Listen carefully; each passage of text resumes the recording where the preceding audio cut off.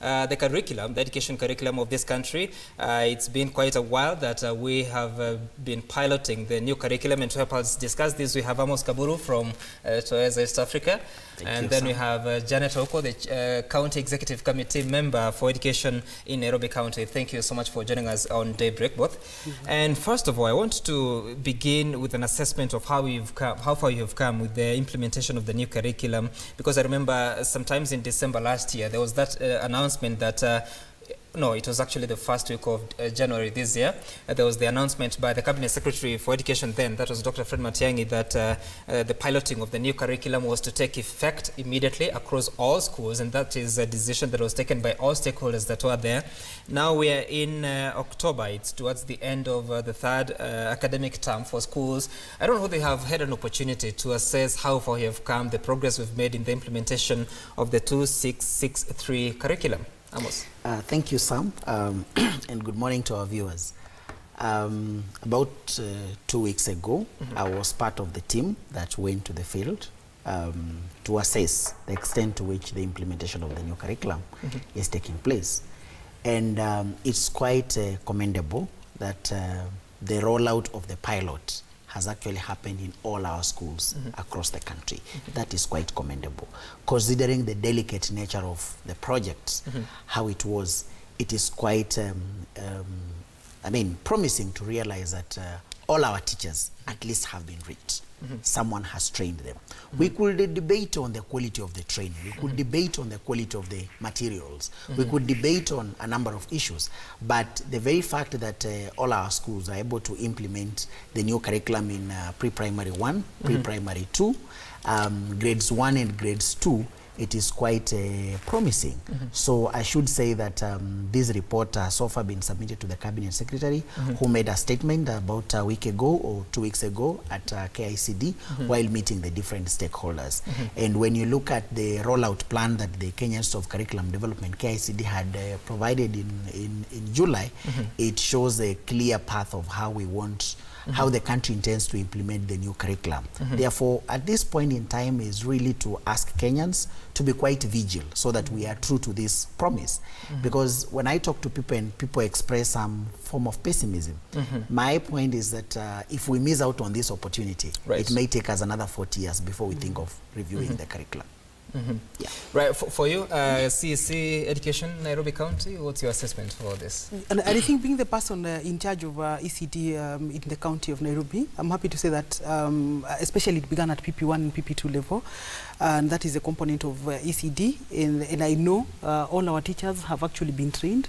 When I go to visit the ECD centers, I find the revised, workbooks for children.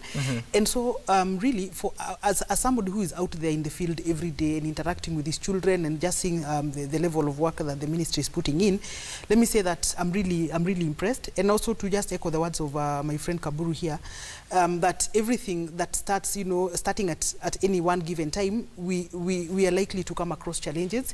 And I would want to encourage all of us to walk the challenges together, because we are lucky to be living at a time when we are revising the curriculum, and so many things have happened. It is in our generation when the Constitution was revised. It is in our generation when so many laws have been revised, and it is still in our generation where we are seeing even the revision of books and so on and so forth. So I'm saying that we are happy to be alive at this particular point in time, and the only thing we can do is especially to try and provide positive criticism as much as we can. CEC Education, Nairobi County, I have to cut you short because you need to cross over to Serena Hotel, where there is a meeting of 3 governors. That is Governor Joseph Olelenku of Kajiado, Governor Kivuda Kibwana from Makueni, and Alfred Mutua from Machakos, where they are discussing issues to do with water, a meeting that is being hosted by Cabinet Secretary for Water, Simon Chelugui. Let's listen into what's transpiring there. When the water was piped and taken to Nairobi, because that is how we used to view it, gradually the swamps dried. Gradually, the people started to be affected. And all of a sudden, the Nolturesh, because the Nolturesh name is a river, the Nolturesh belt dried up and gradually became a semi-desert.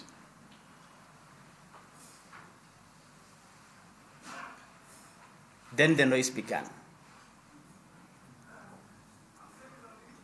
I want you people to note the NEMA as an institution was not there, and therefore the drawing of the water, I believe to date, was not properly done and resulted in the drying up of the Nolturesh River and the Nolturesh Belt, which served the entire communities, for those who understand the geography, between Loitoktok, Kimana, up to the Chulu Hills.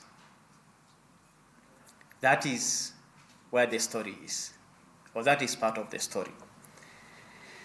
At that time, there was even no cattle troughs for cattle to have water along the Mbirikani, as was mentioned earlier. And therefore, the Maasai as a community were completely not part of the original plan. But as people get to gradually understand their rights, a little agitation came about, and a few watering points were created in Mbirikani, in Kimana, in Isara, up to near Sultan Hamud, just to appease the community a little. That is in the late 90s. And because of the desert created by the drawing of Nolturesh water from Kajiado County and taken elsewhere, the people started to draw water for irrigation. The drama began there. Remember, that community was doing a lot of farming because there was rainfall associated with the swamps, which is where Nolturesh used to drain into. So the people moved out of the water-fed agriculture to gradually draw water from Nolturesh. Of course, the government would intermittently use some force and beat people up, watu wanajificha, and kidogo, until now, it became a matter of life and death. Due to increased populations along the way, the pastoralism life is gradually giving way to settling farmers, or to farmers, people settling now permanently and doing farming. Where do they farm? Using Nolturesh water. This is treated water, and this was water that was supposed to be used only for drinking. As a result of the drying off of the swamps down the Nolturesh line, I could mention several swamps, but the names may not be relevant because you may not understand. Due to the drying of those swamps, due to the people settling down to become farmers rather than moving pastoralists and increased population, the fight for water became more severe and more vicious. And therefore, as we look at I wish also to bring to the attention of the Ministry of Water that there used to be a parallel line called the railway line, a pipeline, a whole pipeline almost the size of Nolturesh. And that was put up by the Kenya Railways. And that line still exists. Of course, with vandalism or with age and neglect and not being in use, but there used to be that line. I hear, because there seems to be no documentation or is deliberately being left out,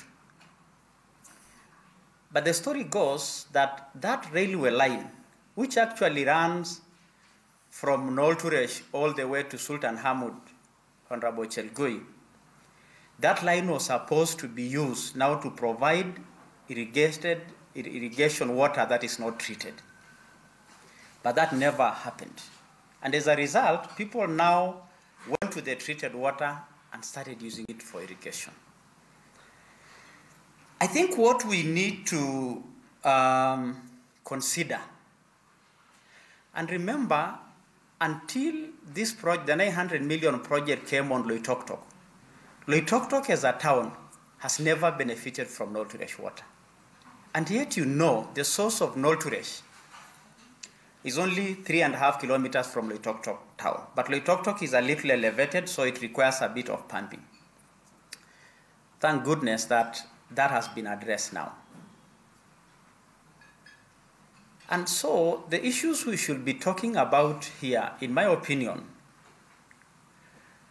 is how do you deal with the swamps that have dried up and as a result interfering with the natural rainfall patterns. And this has been occasioned by the excessive drawing of Nolturesh water. What do you do with the communities that live along the Nolturesh River that has since dried up? And that is an entire community. How do you address the question of people who have abandoned pastoralism for farming and have settled down, and the populations are much higher now and are dependent on this Nolturesh water?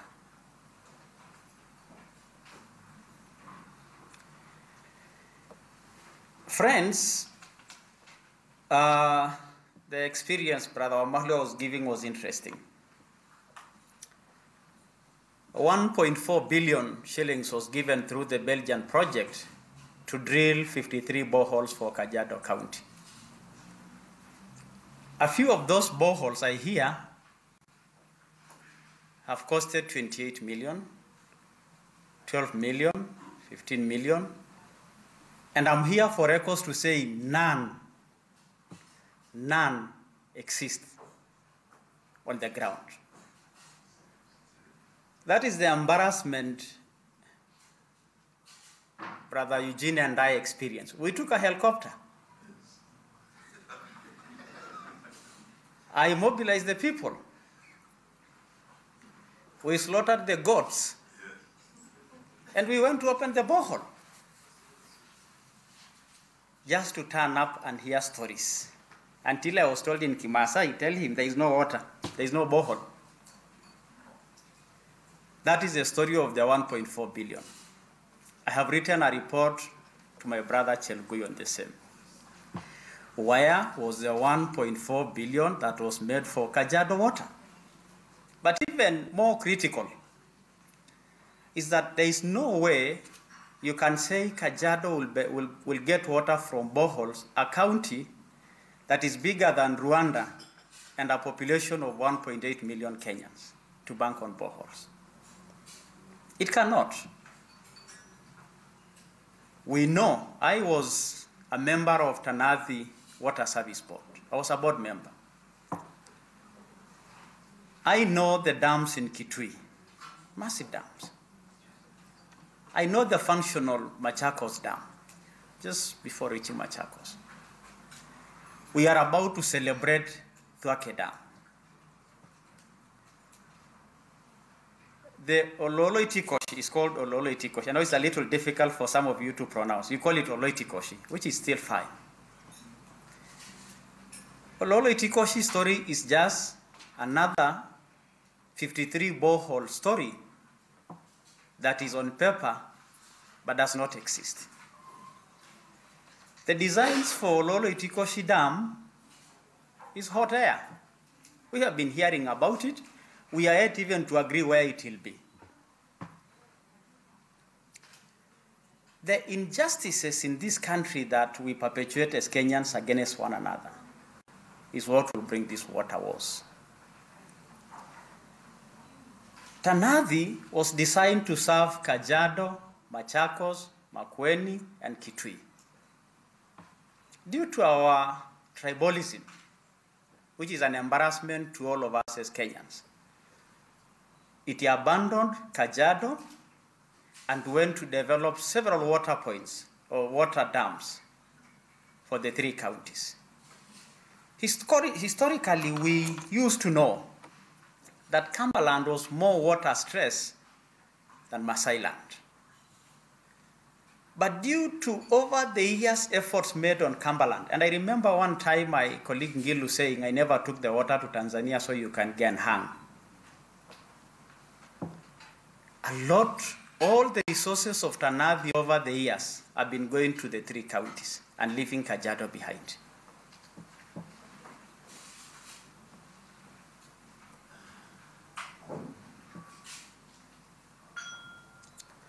And therefore, I would like to restate and recommit our commitment as Kajiado County to peaceful neighborhood, to sharing Nolturesh water if there is any left after Kajiado has taken their rightful share.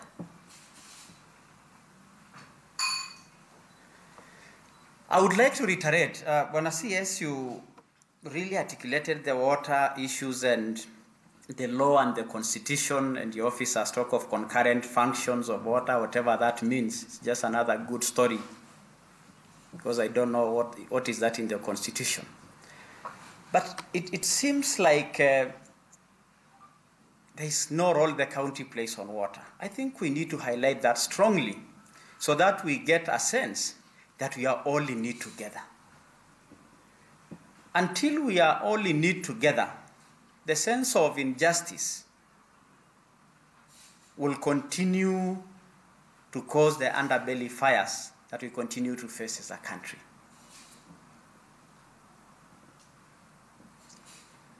When we create an Nolturesh that has Machakos and Kajiado and Makueni, and we say each board or each county brings 3 board members, then we go and vote there in our tribal lines. Because you'll be certain Olelenku will bring 3 Masais, Professor will bring 3 Kampas, my brother Mutua will bring 3 Kampas, then we go and vote in our tribal lines. What is that? How sad. If the policy making person in the ministry belong to one of the 2 tribes in question, you see all the ministry policies originating favor one community against the other.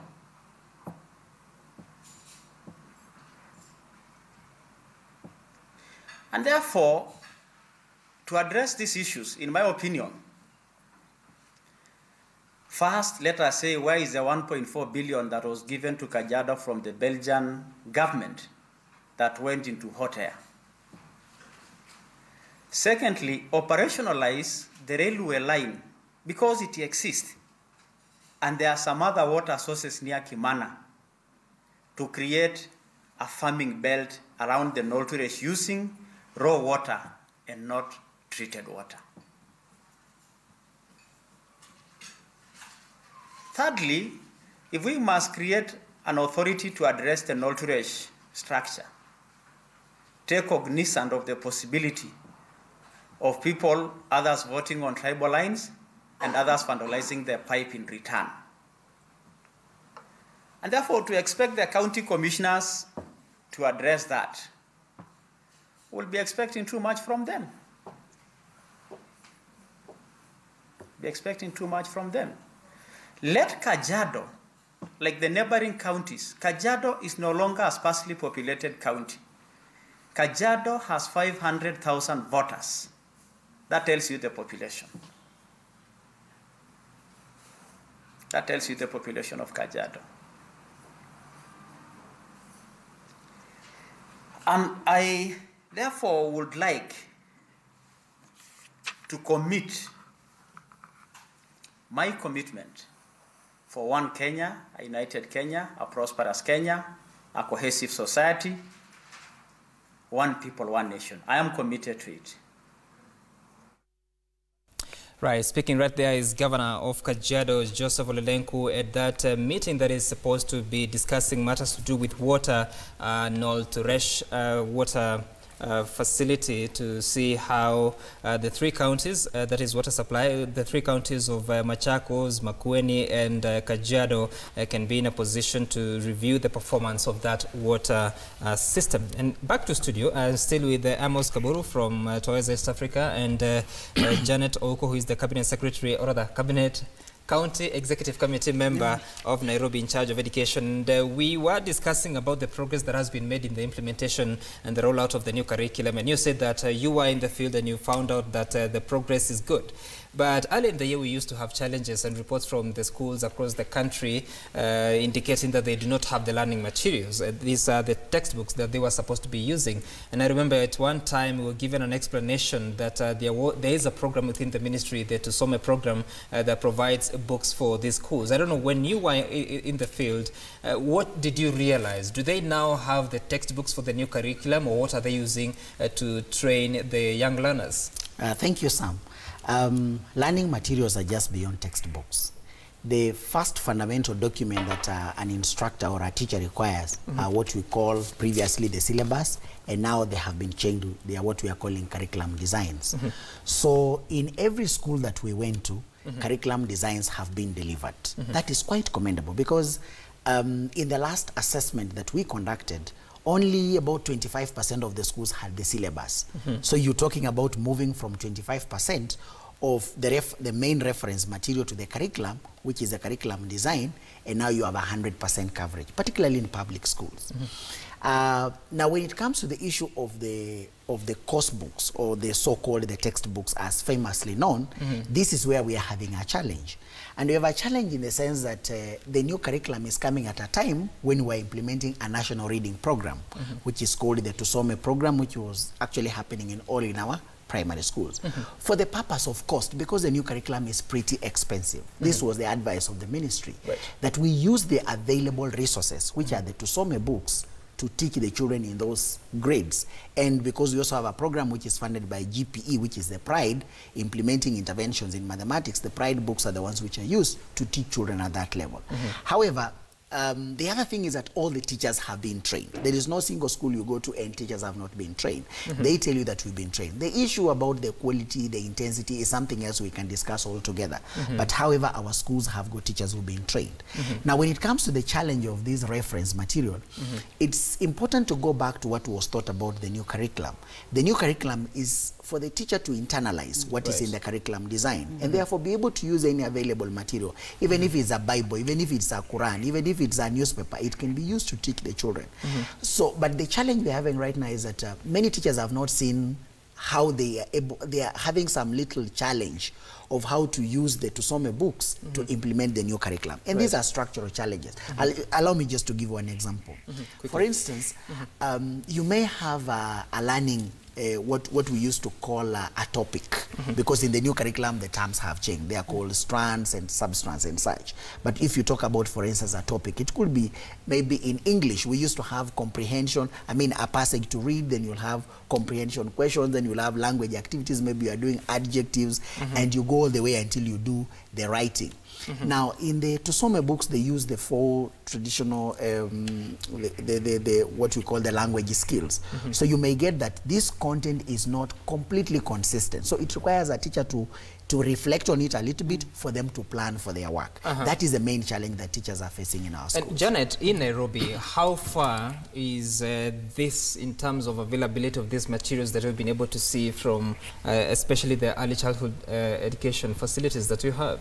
But I think the best opportunity there is in Kenya is that ECT education is totally devolved to the counties, and therefore most of the challenges that you find at the national government level could probably not obtain at the county government level, because we have our own financing modules and so on and so forth. Like, for example, in Nairobi we are implementing a capitation model where every child, we've set aside about 3,815 per child, and so in that component there is a component for us to purchase the books. And so what we are looking at is discussions with the various publishers that they are, and then now advising our schools that then you could be able to obtain the teaching materials, you know, from the various publishers. But as Kaburu says, there's a very big opportunity in the Tusome program, because when we were readying ourselves to buy the textbooks, we were happy to find the Tusome books in school, the Tayari books in schools, and you know, and so it's made work pretty easier for us. But I think there's a point in what I would want to insist on what Kaburu is saying, that the kind of teaching and learning that is envisioned within the new curriculum is one where the teacher is not entirely guided by the textbook that is ahead of them.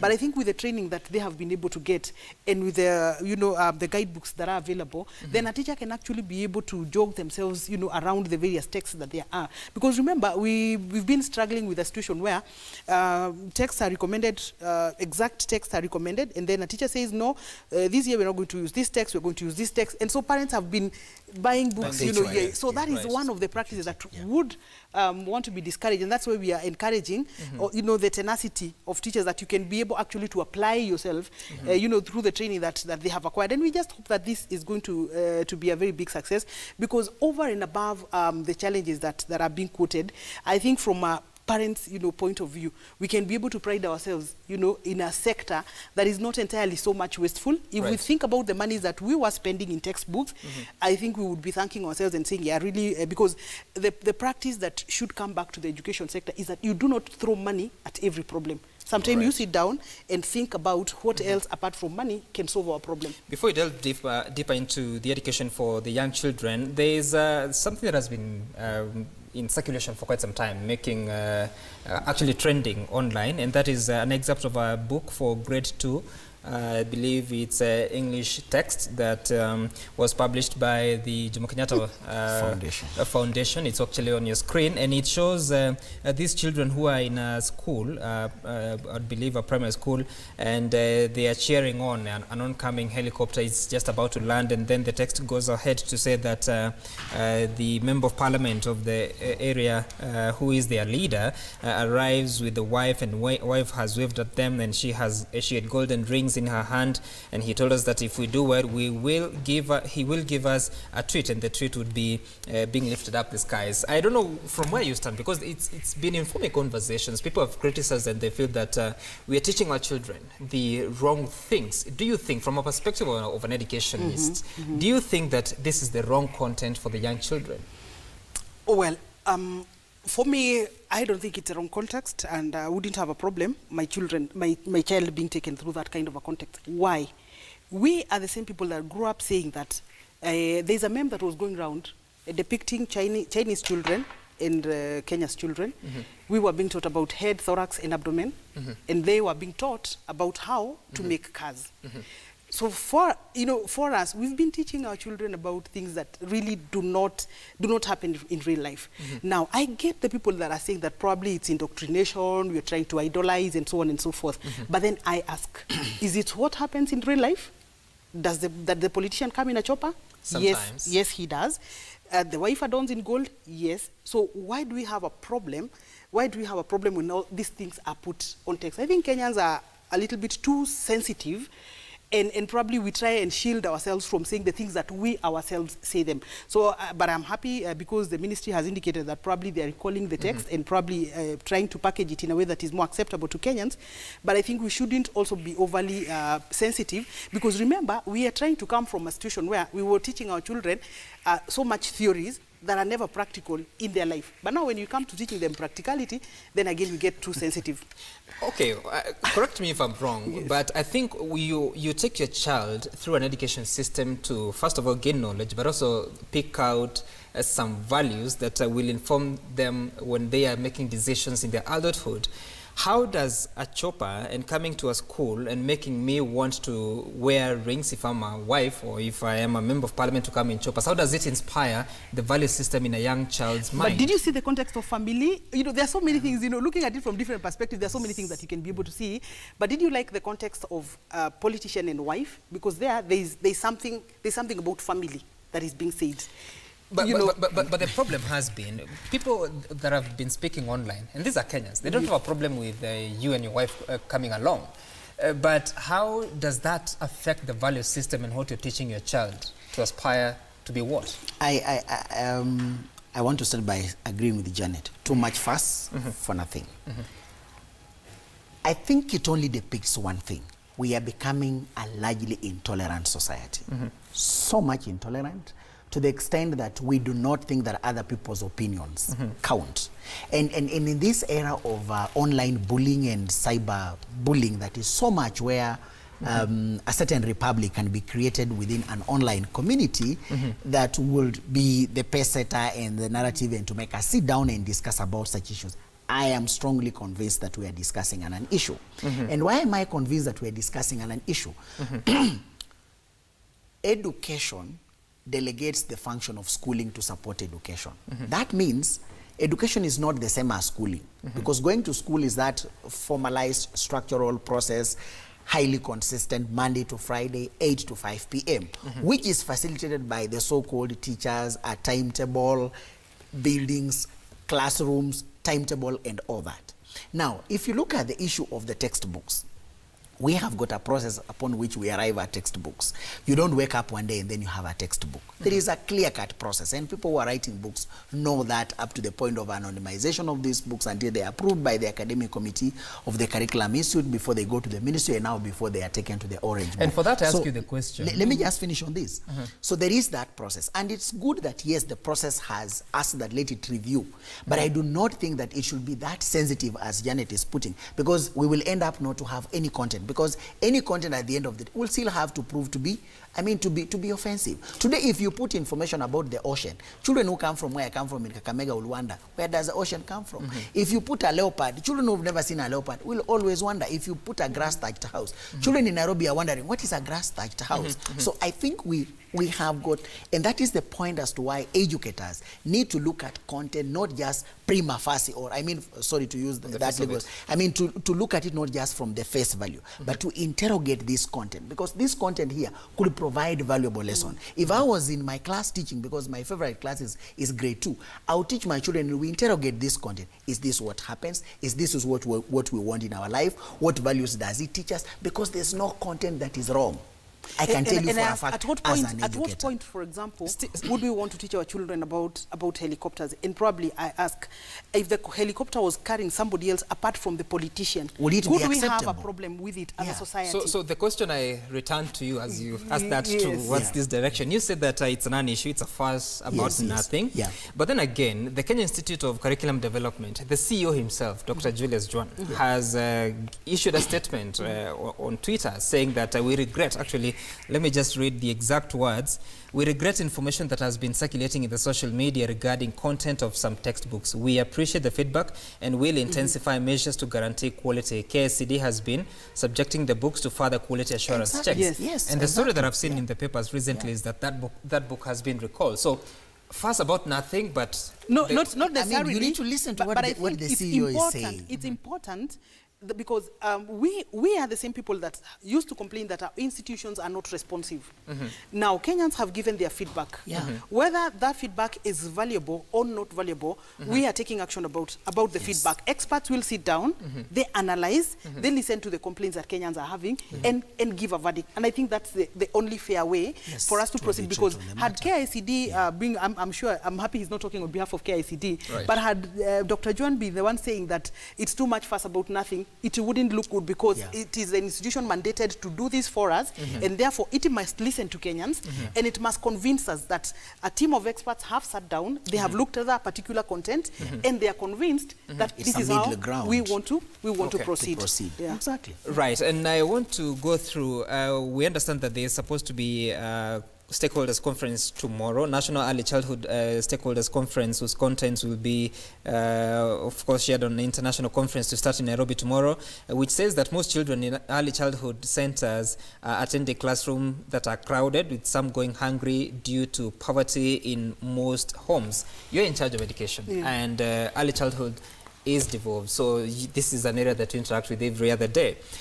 Does this reflect the truth in Nairobi schools? Are we having classes overcrowded and children going hungry, unable to concentrate? Yes. The report is not far from the truth. Why? Because over the years, ECD has been neglected. Neglected because it is only at the introduction of the Basic Education Act of 2013 when the 2 first years of learning were brought into the broader framework of the basic education. And since a long time ago, the government has been funding primary education, that is from grade 1 to 8. And then we have also seen the government now funding the secondary school. But the ECD sector, even after the introduction of the basic education has not been funded. And what we saw is that because now it is devolved, it is a function of the county government. If you would want to compare what happens at ECD and what happens at primary school, for example, we know that the government of Kenya spends about 6% of its GDP on education. That is primary and secondary education. But we do not know how much counties spend on ECD, what percentage of their budgets they are spending on ECD. And I think the conference that is coming between tomorrow and 19th is a very good opportunity. And that opportunity is not only for Kenya. Right. It's important to note that 45 countries are going to be convening at the Safari Park Hotel, bringing together academia, practitioners, policymakers, you know, civil society colleagues like Kaburu, to just think through what exactly are we saying about ECD, because there is very strong evidence linking a strong, you know, foundation of education to successes in later years, you know, of learning. But when you look at you know, some of the interventions that are needed, because when you talk about ECD, you're not talking about learning only. You're not talking about issues, nutrition. You're talking, it's so comprehensive. It's holistic because the child is so young. That is the time some of them are going through immunizations. That's the time they are going through detection of, you know, disabilities and so on and so forth. So it's a very you know, important forum that aims now to rally African countries, you know, practitioners, academia, and everybody else. What direction do we want to go on ECD? The last question for you, Amos. When you visit some of these institutions, I remember there's a time that I was in Kitui County and I visited a few learning institutions there. And the ECD is sort of neglected. You'll have the classrooms, it's just a community comes together and puts up a structure that is not very permanent. When it rains, it's trouble. Where do we need to move and how soon do we need to do that? Because these kids, they are growing. Time is not on their side, but they need to gain some skills at a particular time. First of all, allow me to commend Janet for the commendable job that she's doing. Nairobi County has one of the best run ECD system in the country. Their teachers are very well remunerated. Capitation is done on time. Their children are happy. And if you think I'm lying, visit any of the 21 ECD centers, 189 pre-units across all our public primary schools. That's quite a commendable work that the County of Nairobi has done. And I will ask anybody looking for benchmarking to come to Nairobi and see what is happening. And actually what is paid as capitation to give a child education in our public ECD in Nairobi, you'll be surprised at what some of us are paying 70,000, 60,000. You cannot even pay 10 times less what Nairobi is providing to our children. Now, coming to the whole issue about ECD, I think we're missing a point somewhere, and one of the things is that we are over-institutionalizing ECD, in my assumption. I think the effort by communities to put up structures, to put up anything, opening up church centers, opening up anything, it is a commendable effort. And I know this is something that Janet has our report on her table, where we are telling her that if you're going to make sure that we universalize early childhood education in Nairobi, then you do not need to think about building those fancy classrooms everywhere. Provide spaces and opportunities. Every community has a church. Every community has a social hall. Let's open up these spaces. Then we ask ourselves, if we've brought up these children here, what are the bare minimums that we need to give to them? Perhaps we will say that let's give them a snack. How much will it cost for a snack? Let's have someone who can sit with these children. So I think that we need to rethink about ECD so that there's not too much emphasis on just building the infrastructure alone, but really looking at how do we universalize ECD. And that's why it's commendable what Nairobi is doing. We've seen what Makueni is doing. We've seen what Kakamega is doing. However, we have a few policy challenges that I don't think that we have time to address them. But these are things which will be coming in the near future. And unless they are addressed, luckily in Nairobi, it might not be a big challenge because all schools in Nairobi are owned by the city council. But in other places where the primary schools are owned by the Minister of Education, land belongs to communities, we have a bigger challenge. That but she's already facing... We need to have sufficient time for us to she's talk already about. facing she's doing a commendable criticism job. because of banning graduations at Can I spend a minute? Can I spend a minute to tell you why? 30 seconds. 30 seconds. Let me tell you, we are implementing a free ECD policy, and so you cannot charge a parent 1,000 or 1,500 for graduation. And if the child does not attend the graduation, she doesn't go to class one. That is not acceptable in Nairobi. That is what they have banned. That's what so you also need to discount when we talk about banning that was good clarification. Of course, the Cabinet Secretary for Education, Ambassador Amina Mohamed, has indicated that there will be an ECD center at each and every public primary school across the country. So we'll be expecting to see how that goes, even as you said that we should not sort of mainstream them. Over-institutionalize. Over-institutionalize. Maybe we should have communities coming up with that, of course. Thank you so much. Amos Kaburu from Toys East Africa and Janet Ouko, the CEC for Education in Nairobi County, for coming through to discuss that important matter about the education of our young learners. And so we've come to the end of Daybreak. I can see Joy Muthenge somewhere. It's been 4 hours of Daybreak, and we appreciate your viewership and, of course, your feedback that you've been sending to us. We want to see you again tomorrow on Daybreak at 6 o'clock when this resumes once again. Up next is Semana Citizen with Nimro Tabu to bring you the latest and what's happening across the country in as far as the news and what you need to take care of and to think about is concerned. My name is Sam Gituku, and on behalf of Joy Muthengi and Willis Raburu, have a good day and enjoy the rest of your viewing this day.